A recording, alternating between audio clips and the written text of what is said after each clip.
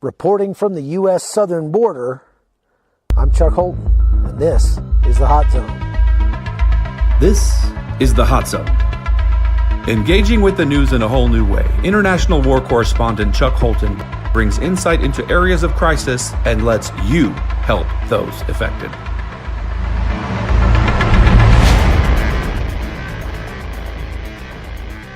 Hey folks, thanks for being with us today. It looks like it's going to have to be another audio-only podcast, and that's for a couple of reasons. First of all, it's already 11 o'clock at night out here in New Mexico, where I happen to be today, and it is where I'm in a place where there's just not a whole lot of bandwidth, and uploading a video podcast probably is not going to happen from here. So I'm going to do the audio-only podcast tonight, and I'll try to get you some video uploaded for tomorrow's episode. We've got some interesting things happening here on the U.S. southern border.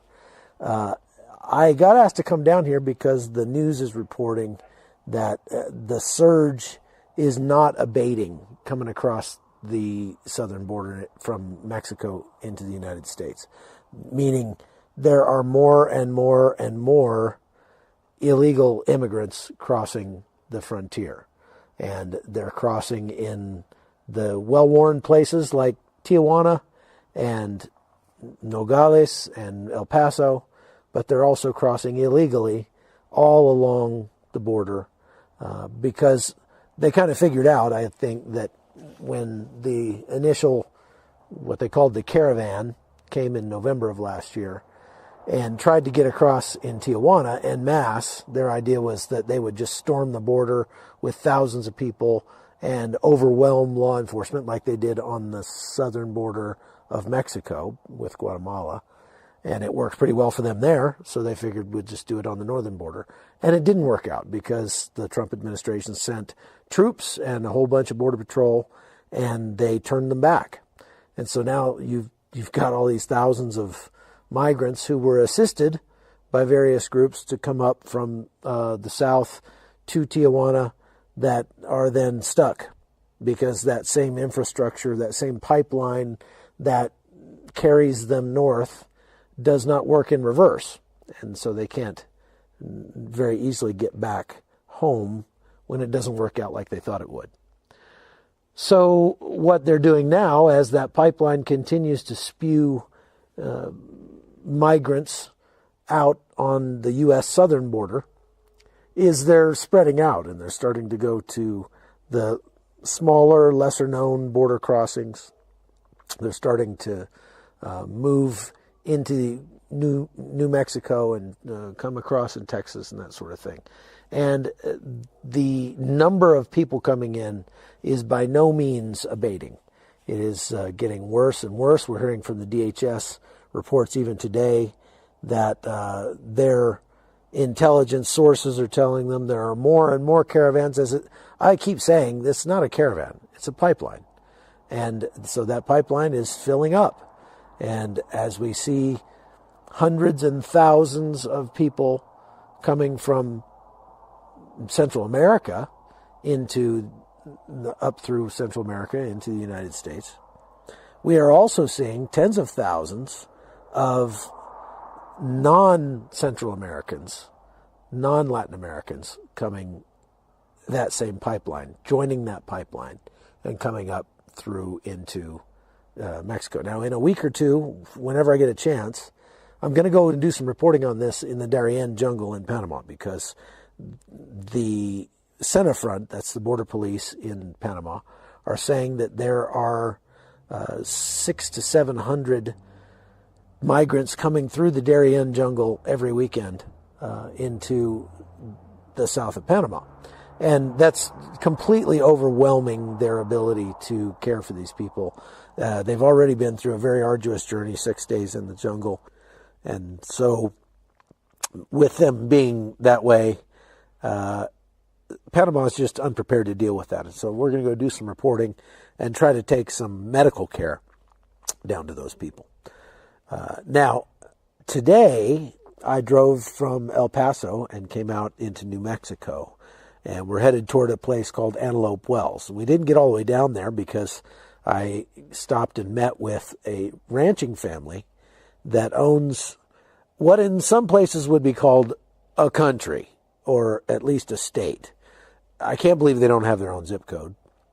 Their ranch, get this, they ranch right now 160,000, not 160 acres, not 160,000 acres, 160,000 square miles. I'm sorry, 160 square miles of land and 8 miles of border fence that they share with Mexico.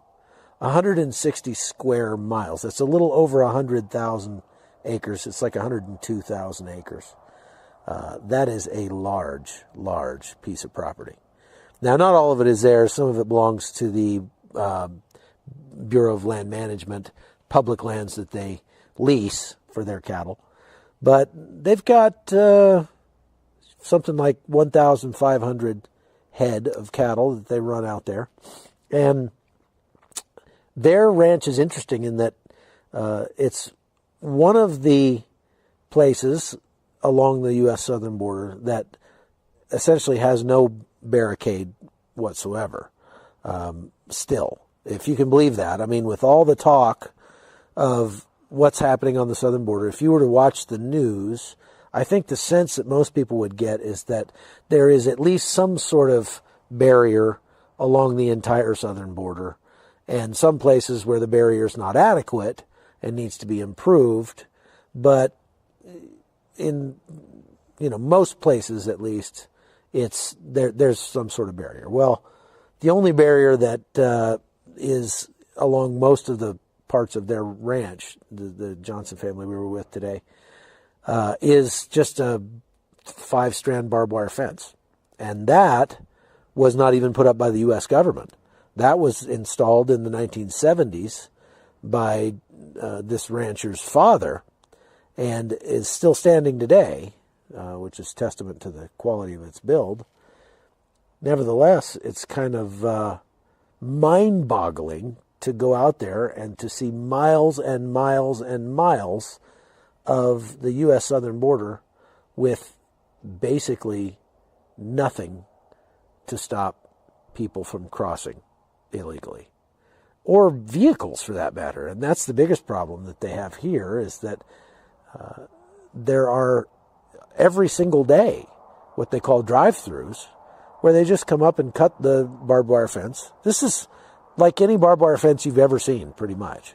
It's about 4 feet high. It's made of 5 strands of barbed wire. And the bad guys come up and they just go snip, snip, snip, snip, snip, and cut the strands and then drive their trucks full of dope right through there. And it's only a couple of miles, maybe at most, to Highway 9. And off they go to El Paso or west to Tucson and then to Phoenix, wherever they want to go. They can go north to Albuquerque. They can go anywhere. This ranching family has been here for a long, long time. Their family has been a part of, or has lived on this ranch for over 100 years. And the people I talked to today, Joe Johnson and his son Brendan, said that they've never seen it this bad. There are people coming across their ranch every single day. The vast majority of the drive-throughs that they get, where they cut the fence and just bring their vehicles through, are trucks full of narcotics. Now, to hear the politicians say it, this has become such a politicized issue. And it's really frustrating, I think, because it doesn't need to be. The United States can't be the United States if we don't have boundaries. If we don't say this is the United States and that's not. And what does it mean to be a citizen of the United States? That's supposed to be something special. That's something that many people, millions and millions of people around the world, would absolutely covet. They would love to be citizens of the United States. But I think we've got to ask ourselves what that means. Because if we erase the the meaningfulness of being a citizen of the United States, if we erase the concept of the United States as a country, as a sovereign country, then what is there for people to want to come here for?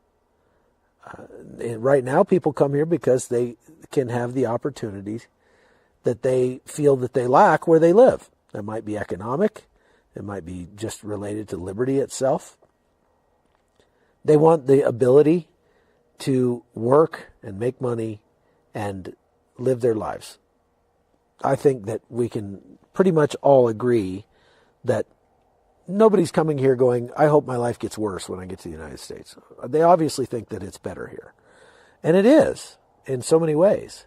But there are also these factors that I think Americans don't understand because we're a charitable people. We are, without a doubt, the most charitable people on the planet.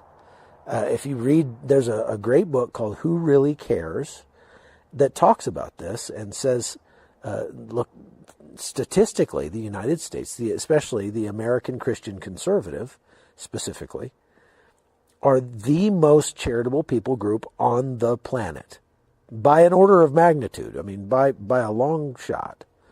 We are the most charitable people group on the planet. And boy, have you people proven that to me over the last couple of weeks as we've been helping people out in Venezuela.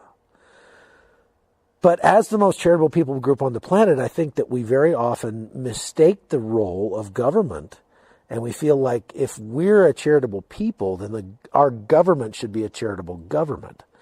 But that's not the job of government. And when the government tries to be charitable, it perverts the concept of charity and twists it all to the point where it's actually harmful rather than helpful. Let me explain what I mean by that. If I see you and you're down on your luck and you've got some problems, and I say, I'm going to pay your car payment for you this month, or I'm going to make your mortgage payment for you this month. You and I are both people. We're forming a relationship here, and that's a very intimate relationship because I'm literally giving you part of my life. My money represents my time. My time represents my life.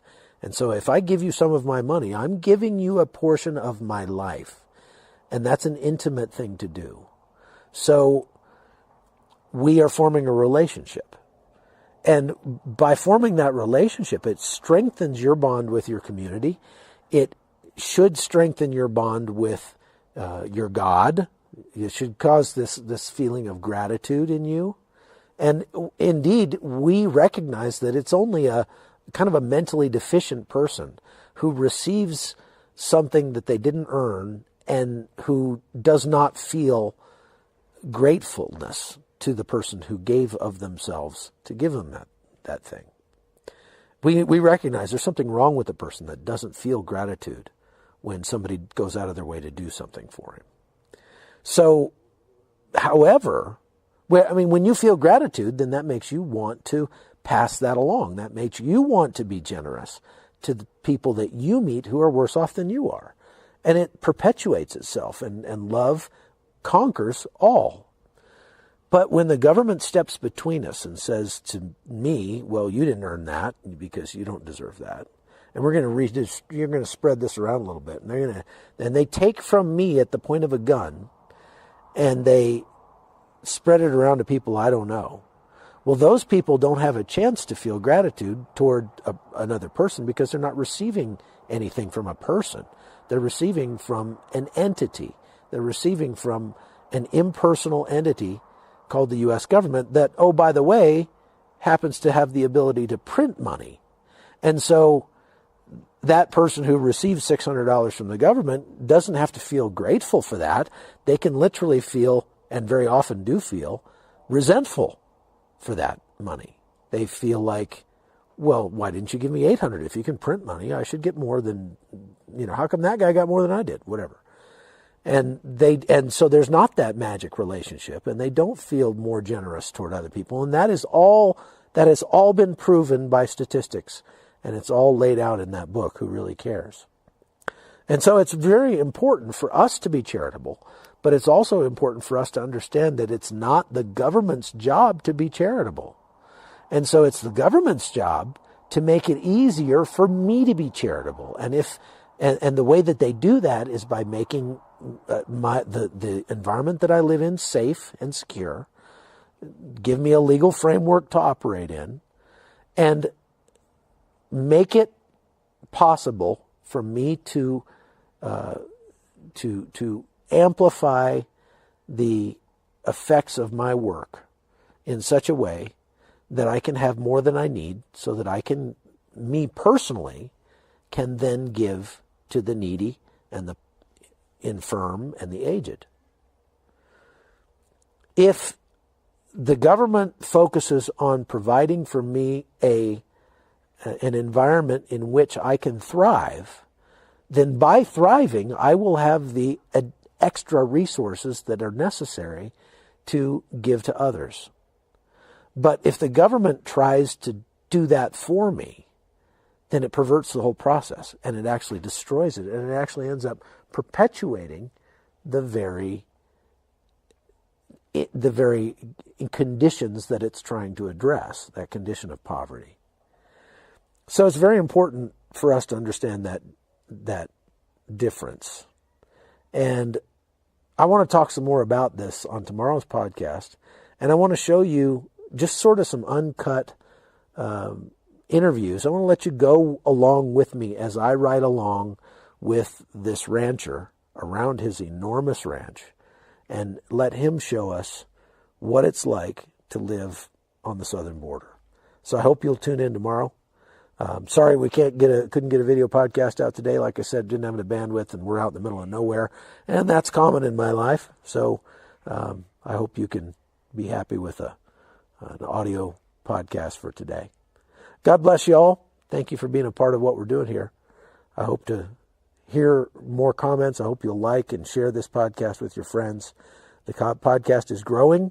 When we get to 100 episodes, I'm going to make the decision of whether or not we're going to continue this or substantially change it. So that's all going to depend on how many people are actually being served by this, because it does require some effort. So God bless you all. Good night.